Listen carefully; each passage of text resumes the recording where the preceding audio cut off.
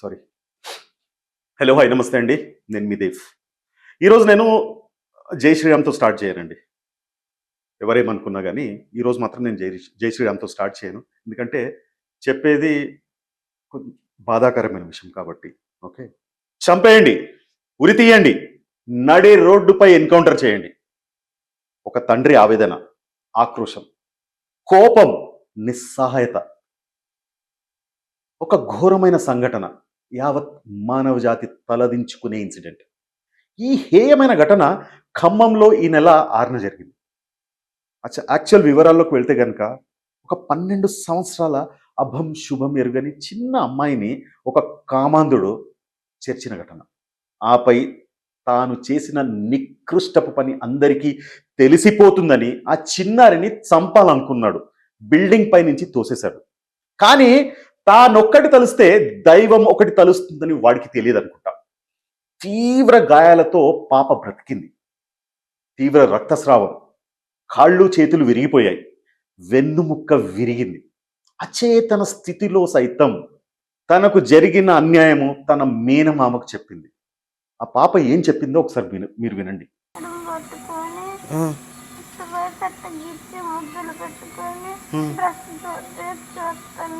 Dress లేపి చూస్తుండా, నీ మరణమామంగా చూస్తుండా, పట్టుకొని నిన్ను చికా చేద్దామని చూసిండా. నిన్ను లాక్కపోయింది కూడా ఆయన పైకి. నువ్వు అమ్మతో కింద ఫోన్ మాట్లాడుతుంటే నువ్వు పైకి రా అని చెప్పేసి లాక్కొని పోయిండా చేత్తో. ఆయన వల్లే నువ్వు పైనుండి భయపడి ఏడ్చుకుంటూ దూకినా ఉంటావు కదా తల్లి. నువ్వు ఏడ్చుకుంటే దూకినావా నిజంగా?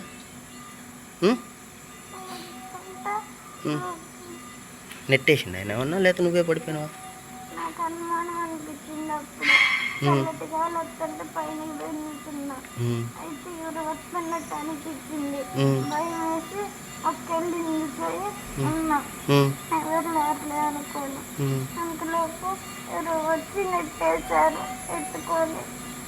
ఎత్తుకొని నెట్టేసిండు. నిన్ను ఎక్కడెక్కడ టచ్ చేసిండ్రు ఆయన?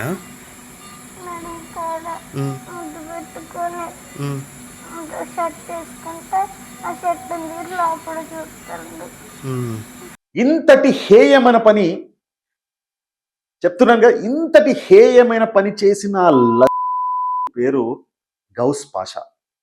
వాడికి 50 సంవత్సరాల పైనే ఉంటాయి.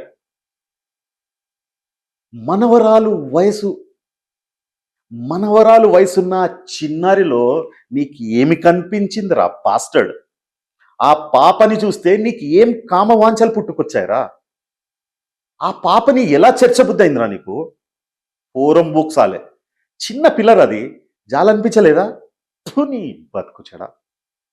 అరే, హాలిడేస్కి అమ్మమ్మ తాతయ్య వాళ్ళ ఇంటికి రావడమే ఆ చిన్నారి తప్ప, నీలాంటి మృగాలు ముండా పక్కనే ఉంటారని తెలియదురా పాపకి. నిన్ను ఏం తిట్టాలో కూడా అర్థమైతలేదురా. తిట్లు కూడా సరిపోవురా నీకు. అందరూ ఈ గౌస్ పాషా గారిని చంపాలి, ఉరి తీయాలి, నరకాలి, ఎన్కౌంటర్ చేయాలనుకుంటున్నారు అని చెప్తున్నారు కూడా, అంటున్నారు కూడా. చెప్తున్నా కదా, ఆ పాప వాళ్ళ అమ్మ అంటే ఆ పాప వాళ్ళ అమ్మమ్మ ఎంత ఏడుస్తుందో, ఆమె ఏమంటుందో చూడండి, వినండి ఒకసారి మీరు. కొద్దిగా నిన్న మొన్నటి మాట్లాడుతుంది. అమ్మమ్మ తాత నాన్న, అమ్మమ్మ తాత ఇదే అంటుంది. అదే అంటే మా ఆయనకి బాగా ఇష్టం. ఈ పిల్ల అంటే నేను ఇంటికి కూడా. ఏమన్నారు డాక్టర్లు? అసలు ఏమన్నారమ్మా? ఏమన్నా ఆపరేషన్ చేసి సెట్ చేసి మీరు మాట్లాడడం జరిగిందా పాపతోటి? ఇవాళ నిన్న ఏమన్నా మాట్లాడడం జరిగిందా పాపతో? మాట్లాడుతూనే ఉన్నా సార్. మమ్మీ అట్టుంది అమ్మ అంటే అమ్మమ్మ అందుకనే ఉంది, అమ్మమ్మ ఏడు నొస్తుంది అమ్మమ్మ అని అడుతుంది సార్. నొస్తుంది అంటున్నాము. అందరు ఏమంటున్నారు? వాడిని చంపేయాలంటున్నారు, లేకపోతే వాడిని వదిలిపెట్టేస్తే మేమే పొడిచి చంపేస్తాం అంటున్నారు. లేదా కొంతమంది ఏం చేస్తారు, రోడ్ల పైన వాడిని ఉరి తీయాలంటున్నారు. కొంతమంది పోలీస్ అధికారులకు చెప్తున్నారు, మన సోకాల్డ్ పెద్ద పెద్ద అధికారులకి వాడిని ఎన్కౌంటర్ చేయమంటున్నారు. ఏమైతుంది? ఇంకోడు ఉట్టుకొస్తాడు ఎక్కడనో. నన్ను అడిగితే ఇది నా వ్యక్తిగత అభిప్రాయం. వాడిని జైల్లో పెట్టొద్దు, తిండి పెట్టి పోషించొద్దు, ఫ్రీ ఫుడ్ తిని తిని పందిలాగా పలుస్తాడు సలాడు. ఏమవుతుంది? కేసు నడుస్తుంది. కొద్ది రోజులైతే అందరు మర్చిపోతారు, ఎవరి పనుల్లో వాళ్ళు బిజీ అయిపోతారు. తర్వాత ఇంకో దగ్గర ఇంకో ఘటన, ఈ పాపకు జరిగిన అన్యాయం మర్చిపోతారు. నిజంగా చెప్పండి, మీరు నిజంగా మనసు మీద చేసుకొని చెప్పండి. ఈ పాపకు జరిగిన అన్యాయం మనము చెప్తున్నా కదా, 1, 2, 3, 4 లేదంటే 5 రోజులు, వారం రోజులు గుర్తుపెట్టుకుంటాం, దాని తర్వాత మర్చిపోతాం. ఇలా చెప్తున్నాను కదా, ఇలా వరుస సంఘటనలు జరుగుతూనే ఉంటాయి. మనం అయ్యో పాపం అని తప్పిస్తే ఇంకేం చేయలేం. ఉట్టి ఆ జాలి మాత్రం ఫ్రీగా వస్తుంది కదా, మనకు చూపించేస్తాం. మనం ఖర్చు ఏముంది, పైసా మనకు ఖర్చు ఏం లేదు కదా, ఎక్కడికి పోతాం, ఎక్కడికి పోం మనం, రైట్? సో నేను అంటున్నది ఏంటంటే, తర్వాత యాజ్ యూజువల్గా మనం తింటాం, పడుకుంటాం, మళ్ళీ పొద్దున లేచే వరకు రెడీగా ఇంకో దగ్గర ఇంకో ఘటన ఇట్లాంటివే జరుగుతుంటాయి. అంతే, ఇట్లాంటివే జరుగుతుంటాయి.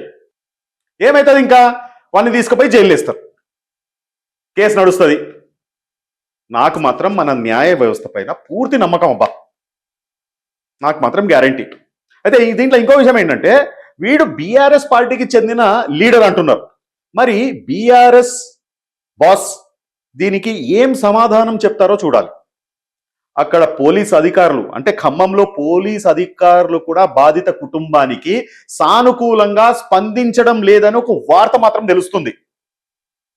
మరి దీనికి మన ప్రభుత్వం, రేవంత్ అన్న ప్రభుత్వం ఏ రకంగా స్పందిస్తుంది చూడాలి. ఇంతవరకు ముగ్గురు మంత్రులు ఖమ్మం దానికి ఇంతవరకు ఒక్కరు కూడా పోలేదంట. అక్కడికి హాస్పిటల్కి పోయి పాప ఎట్లుందని తెలుసుకోలేదంట.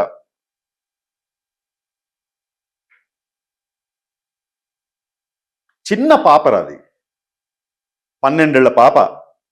హాలిడేస్ కని అమ్మ నాన్న తీసుకొచ్చేసి వాళ్ళ అమ్మమ్మ నాన్నమ్మ ఇంట్లో వదిలిపెడితే, ఫాల్తు ముండా ఏ లేర్రా నీకు, పిల్లలు లేర్రా నీకు?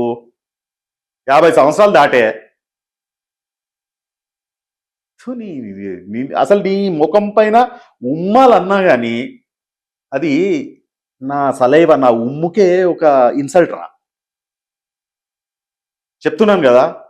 కానీ చెప్తున్నా కదా, నాకు ఒక కోరిక ఉంది. ఆ కోరిక నేను మీకు ఇప్పుడు మీతో, నా వ్యూవర్స్తో పంచుకుంటా. ఒకవేళ నా కోరిక సబబే అయితే నన్ను ఆశీర్వదించండి, లేదంటే ఏదో వీడో పిచ్చోడు, వాడికి ఏదో కాలింది వాడు అన్నాడు అని చెప్పేసి మీరు ఇది చేసుకోండి, ఓకే. కానీ వాడిని ఇప్పుడు జైలుకి పంపించారు, కేసు నడుస్తుంది.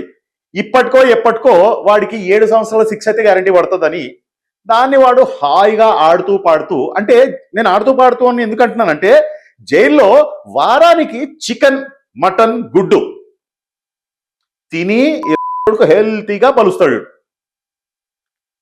వాడికి యాక్చువల్గా వాడు చేసిన పని తప్పు అని ఎలా తెలుస్తుంది చెప్పండి? ఎలా తెలుస్తుంది? అంటే 7 సంవత్సరాలు జైల్లో ఉంటాడు. హాలిడేస్, గిలిడేస్, పండుగలు, పబ్బాలు ఇవన్నీ తీసి దాంట్లో తీసేస్తే ఒక 3 సంవత్సరాలు ఎగిరిపోతాయి. ఇంకో 4 సంవత్సరాలు మంచి ప్రవర్తన లోపట ఏదో మంచిగా ఉండి వాడు ఇక ఇది చేసుకొని గిడ్డం పెట్టుకొని జర టోపీ పెట్టుకొని దేవుడు మాటలు చెప్పుకుంటూ కొంతమందికి ఇది చేస్తే వాడు మంచి మాటలు వినేసేసి వాడికి ఒక సంవత్సరం శిక్ష తగ్గింది అనుకో, 3 సంవత్సరాలు బయటకు వస్తాడు కదా. సో వాడికి వాడు తప్పు చేసిందని ఎట్లా తెలుస్తారు? వాడికి టైంకి బ్రేక్ఫాస్ట్, టైంకి లంచ్, టైంకి చాయ్, టైంకి డిన్నర్, అన్ని ఫ్రీగా. ఇక్కడ చాయే కరెక్ట్ మాకు తాగడానికి అయితే లేదు, అన్ని ఫ్రీగా వస్తున్నాయి ఇంటికి, అన్ని టైం టు టైం దొరికిపోతున్నాయి. చెప్తున్నా, బయట కష్టపడే వాడికి 3 పూటలా తిండి దొరుకుతుందో లేదో అని చెప్పేసి గ్యారంటీ అయితే లేదు. అసలు మీరు ఇస్తారా గ్యారంటీ అది? ఎందుకంటే బయట ఎంతో మంది కష్టపడుతారు. పాపం వాళ్ళ కష్టం ఎంత చెమటోర్చి కష్టం చేసినా కానీ 3 పూటలల్లా వాళ్ళ పిల్లం బిడ్డలకి తినిపేయడానికి పాపం వీడు పస్తులు ఉంటాడు. కానీ ఈ ముండా మాత్రము అన్ని టైం టు టైం దొరుకుతాయి. తర్వాత ఈ లుచ్చగాడు జైలు నుండి బయటకు వచ్చిన తర్వాత మరో చిన్నారి మీద ఇట్లాంటి అఘాత్యం చెయ్యడు అని గ్యారంటీ ఏమైనా ఉందా? వాడు జైలు నుండి బయటికి వచ్చాక వాడిని ఎవరు గుర్తుపడతారు? ఒక్క 3, 4, 5 సంవత్సరాల తర్వాత, 4 సంవత్సరాల తర్వాత జైలు నుంచి బయటికి వచ్చి మన ముందే నిలబడితే వాడు నిజంగానే వీడా పిచ్చాడు అని చెప్పేసి మనకి డౌట్. ఆ?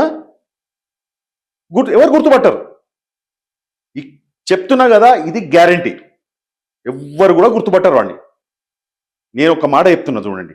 కానీ నన్ను అడిగితే మాత్రం వాడి 2 కాళ్ళు చేతులు నరికి, నాలిక కోసి, 2 కళ్ళు తీసేసి, నుదిటి మీద నేను రేపిస్ని అని పచ్చబొట్టు వేసి ఖమ్మం జిల్లా నడిబొడ్డున పడేయాలండి. వాడిని చంపొద్దు. చంపితే హాయిగా చేస్తాడు. ముండా కదా, హాయిగా చేస్తాడు. సారీ, ఏమనుకోకండి, నాకు ఈ మాటలు లోపల నుంచి నాకు బాధ కలిగిస్తున్నాయి కాబట్టి నాకు ఇట్లా వస్తుంది. వాడిని నేను తిట్టకుండా ఉండలేను. మా వాళ్ళు, మా ఎడిటర్ దీన్ని అయితే బీప్ వేస్తారనుకోండి. ఓకే, సో వాడిని చంపొద్దు. మనము చంపితే హాయిగా చస్తాడు వాడు. వాడికి చావు మాత్రం అంత ఈజీగా మాత్రం రావద్దు. అసలు ఇవ్వద్దు చావు, ఈజీగానే ఇవ్వద్దు. వాడికి చెప్తున్నా, తిండి కూడా అడగలేని స్థితికి తీసుకోవాలని, ఆ స్థితికి తీసుకొచ్చి ఎవరైనా జాలిపడి తినడానికి ఏదైనా ఇచ్చినా రోడ్డు నాకుకుంటూ తినాలి నా కొడుకు. ఎందుకంటే చేతులు ఉండవు, నాలిక ఉండదు. నాకడానికి నాలిక కూడా లేదు వానికి. అది కూడా కట్ చేయాలి మనం. కళ్ళు ఉండదు, ఎక్కడుందో తెలియదు వాడికి. సో నాకుకుంటూ తినాలి. చెప్తున్నా, మా వాడికి శిక్ష ఇట్లా ఉండాలి. నీళ్లు కూడా నాకడానికి ఇట్లా తాగాలి. చావు ఎప్పుడు వస్తుందో అని ప్రతి నిమిషం ఎదురు చూడాలి. లాస్ట్కి వాడు వదిలిన మలాన్ని కూడా వాడే తిని తాగి బతికేలాగా చెయ్యాలి. చెప్తున్న వాడి పరిస్థితి ప్రతి ఛానల్స్ లో రోజు 1 గంట లైవ్ చూపెట్టాలి. వాడిని సావనివద్దు. వాడికి ఏమైనా జరిగితే వాలంటీర్గా డాక్టర్లు వచ్చి మంచి వైద్యం ఇచ్చి వాడిని కాపాడి మళ్ళీ అదే ప్లేస్లో వదలాలి. ఈ లైవ్ మొత్తం భారతదేశం అంతా చూపించాలి. దీనికి మన తెలంగాణ వేదిక కావాలి. మరోసారి ఇంకెవ్వరు ఇలాంటి దుశ్చర్యకు పాలు పడినా వాడి గతి ఇదేనని తెలుసుకోవాలి. అప్పుడైనా ఈ బలిసి కొట్టుకుంటున్న కామాంధులకు కొంచెమైనా భయం వస్తుందేమో చూడాలి మనం. వాడు బ్రతికుండే వరకు ఈ లైవ్ని చూపిస్తూనే ఉండాలి. వాడిని చంపొద్దు, చావనివద్దు, జీవక్షమంలా వదలాలి. చెప్తున్నా కదా, నడవలేక, తినలేక, కడుక్కోలేక, బతికున్నా చూడలేక, నోరున్నా మాట్లాడలేక, చెవులు మాత్రం వదిలిపెట్టాలి మనం. ఎందుకంటే వాడిని చూసిన వాళ్ళందరూ వీడిని చీకొట్టి వీడి ముఖంపై కాండ్రించి ఉమ్మేయాలి. ఈ చండాలుడి గురించి మాట్లాడే మాటలు విని విని కృషించి లాస్ట్కి యా అల్లా ముజే మౌత్ నసీబ్ కరని వేడుకోవాలి. అయినా ఆ దేవుడు వాడికి చావు మాత్రం ఇవ్వద్దు. నేను పర్సనల్గా కోరుకుంటున్నాను ఏంటంటే వాడు ఇంకొక 30 సంవత్సరాలు బ్రతికుండాలని ఆ దేవుడిని వేడుకుంటున్నాను. ఎందుకంటే ఈ 30 సంవత్సరాల్లో ఇంకో 2 జనరేషన్స్ పుడతారు. వాళ్ళకి కూడా ఈ ఎగ్జాంపుల్ కావాలి. దేవుడికి మాత్రం చెప్తున్న నా ప్రార్థన, నా ఆయుష్ కూడా వాడికి ఇవ్వమని ప్రార్థిస్తాను. చెప్తున్నాను కదా, యా अल्लाह उस मादरजात को मौत मत नसीब देना. या अल्लाह उस मादरजात को मौत नहीं देना. अगर चाहिए तो मुझे बुला लेना, मैं రెడీ हूं. లాస్ట్కి నేను చెప్పొచ్చేది ఏంటంటే ప్రతి తల్లి తండ్రి వాళ్ళ పిల్లలకి దీన్ని లైవ్ ఎగ్జాంపుల్గా వాళ్ళ పిల్లలకి చూపించాలి. ఇది పిల్లలకే కాదు, ప్రతి మనిషికి కనువిప్పు కావాలి. ఇలాంటి చండాలపు పనులు చేస్తే చావు కూడా అంత ఈజీగా రాదని వాళ్లకు తెలియాలి. నేను దేవుణ్ణి మనస్ఫూర్తిగా వేడుకుంటున్నాను. ఆ పాప క్షేమంగా ఆయురారోగ్యాలతో హాస్పిటల్ నుంచి బయటికి వచ్చి ఆడుతూ పాడుతూ స్కూల్కి వెళ్ళాలని, ఉన్నత శిఖరాలను అందుకోవాలని ప్రార్థిస్తున్నాను. మీరు ప్రార్థించండి.